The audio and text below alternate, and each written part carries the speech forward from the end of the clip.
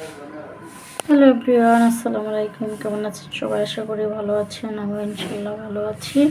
তো আজকে আমি একটি শাকের রেসিপি তৈরি করে দেখাবো, সেটা হচ্ছে মূলার শাক।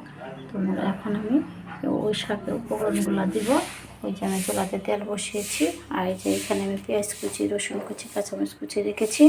তো এখানে এখন আমি পেঁয়াজ কুচি তেলে দিয়ে দিব, পেঁয়াজ কুচিতে দিলাম, আর এখান থেকে একটু রসুন কুচি দিয়ে দিলাম, পেঁয়াজটা রসুন কুচি দিয়ে দিলাম। তো এখন আমার পেঁয়াজটা একটু করতে হবে, আসতে হবে। কাঁচামরিচ কুচি শাকের মধ্যে কিন্তু সব কিছু বলতে উপকরণ খুব একটা বেশি লাগে না, কমের লাগে। কাঁচামরিচ শাক মানে পেঁয়াজ কুচি, রসুন কুচি, কাঁচামরিচ কুচি, লবণ, তেল, এইটুকু দিয়ে শাক রান্না করা যায়।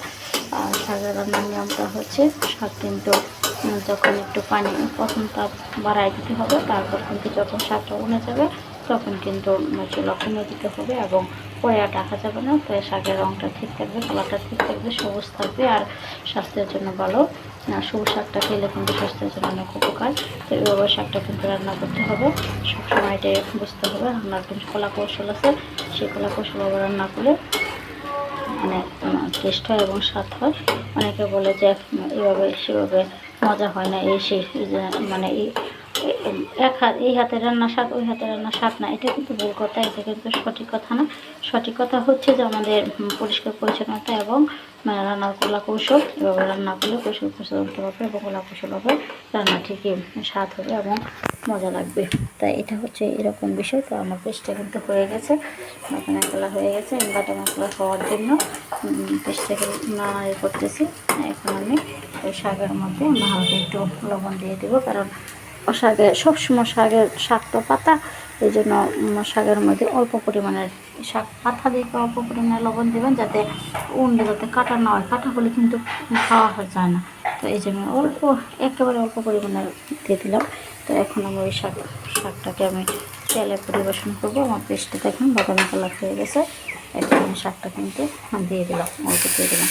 প্রথমে অল্প একটু দিয়ে এটাকে উল্টাবো, উল্টিয়ে তারপর বাকি শাকগুলো দেবো, কারণ নিচে কিন্তু পেঁয়াজ রসুনগুলো থাকে, কিন্তু পেঁয়াজ রসুনগুলো পুড়ে যাবে। কারণ অনেক সময় দেখুন কিন্তু শাক বেশি করে দিলে কিন্তু কড়াই পড়ে যায়, প্রথম সেটাকে পাতা দেখা ভরে যায়, তারপর কিন্তু সেটা উনে নিচে যায়।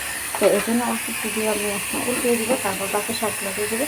তো এখন আমি কিন্তু সব শাকগুলো দিয়ে দেবেন। এখন আমি এটাকে দেখে দিই। দেখুন বন্ধুগণ, আমার শাকটা হয়ে গেছে। এটা হচ্ছে পেঁয়াজ শাক, মূলার শাক। মূলার শাক কিন্তু অনেকেই খায় না। শাক মানেই ভালো, শাক মানেই পুষ্টিকর, শাক মানেই স্বাস্থ্যের জন্য উপকার। তো আমি কিন্তু সব ধরনের শাকই পছন্দ করি এবং আমার পরিবারের একজন ছিল, সেও কিন্তু শাক অনেক পছন্দ করে।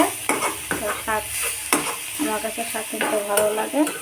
শাকটা কিন্তু আমি সব ধরনের শাকে আমি খাই। আজকে মূলা শাক রান্না করলাম। দেখেন এই রেসিপিটা কিন্তু অনেক সুন্দর, যেরকম সবুজ ছিল সেরকম সবুজ হয়ে গেছে।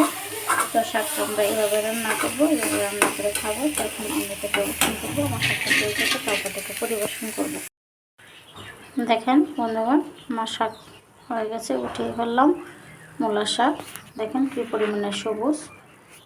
তো এভাবে আপনারা রান্না করবেন, আসলে দেখতে অনেক সুন্দর। আর সব ধরনের শাক খাওয়া যায়, সব ধরনের শাক খাবেন। শাক অনেক ভালো স্বাস্থ্যের জন্য। এই রেসিপিটা সবাই তৈরি করবেন, খাবেন এবং আমাকে কমেন্ট করে জানাবেন। ধন্যবাদ সবাইকে।